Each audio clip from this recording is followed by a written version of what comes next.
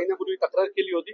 तो जो कर्व आहे तो धोकादायक आहे, इथे एक सिग्नल आहे तो धोकादायक आहे, याची माहिती आमच्या मुलांनी सतत दिली होती. आज जर आम्ही सांगतोय की इथे घटना घडू शकते तर तुम्ही त्याच्यावर उपाययोजना प्रशासनाने करायला हवे. म्हणून मी सकाळपासून म्हणतो की याला जबाबदार प्रशासन आहे आणि प्रशासनामुळेच ही घटना घडलेली आहे. याच लोकांवर कारवाई झाली पाहिजे. रेल्वेची परिस्थिती खूप वाईट आहे. आपल्या मुंबई रेल्वेकडनं फक्त पैसे जमा करायचे काम केलं जातं, त्याच्या व्यतिरिक्त लोकांना काही सुविधा दिली जात नाही आणि मग अशा घटना घडतात आणि अनेक लोकांना जीव द्यावे लागतात. आज एवढी मोठी घटना घडली आहे म्हणून तुम्ही सगळे आलात, नाही तर रोज 1-2 लोक रेल्वेमध्ये पडून त्यांचा मृत्यू होत असतो.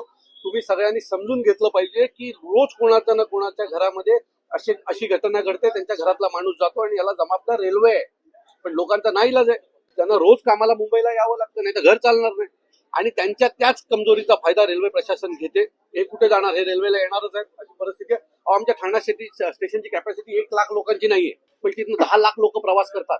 म्हणजे 2000 मध्ये जर 2 लाख लोक प्रवास करत असतील तर 2025 मध्ये 10 लाख लोक प्रवास करतात. रेल्वे स्टेशन तेवढंच, प्लॅटफॉर्म तेवढेच, रेल्वेची संख्या तेवढीच, मग उरलेले 8 लाख लोक प्रवास कशी करणार? तर अशाच प्रकारे करणार ना. जोपर्यंत या सगळ्यांची संख्या वाढली जात नाही तोपर्यंत एक तर तुम्ही तिकीट बंद करा, तुम्ही लोकांना ठरवून प्रवास करून द्या, नाही तर असेच मृत्यू घडत राहणार. मी तुम्हाला सांगतो, यांनी फक्त पैसे कमवले, यांनी लोकांना सुविधाच दिलेली नाहीये. हे ठाणा स्टेशन आहे. तुम्ही जर बदलापूर अंबरनाथ या भागात गेलात ना, कळवा मुंब्रा बिमरा, तर तिथली परिस्थिती अजून भयानक आहे. मध्ये आमच्या राजूदादांनी एक फोटो ट्विट केला होता की अख्ख्या प्लॅटफॉर्मवर ट्रेन मधनं चढता पण येत नव्हतं आणि बसता पण येत नव्हतं, फक्त ट्रेन येत जात होत्या आणि लोक अशीच मध्ये उभी होती. हे सगळं धोकादायक आहे. याच्यावर प्रशासनाने आता लक्ष दिलं पाहिजे, महाराष्ट्रातल्या खासदारांनी लक्ष दिलं पाहिजे, नाहीतर मृत्यूचा तांडव रोज होत राहील.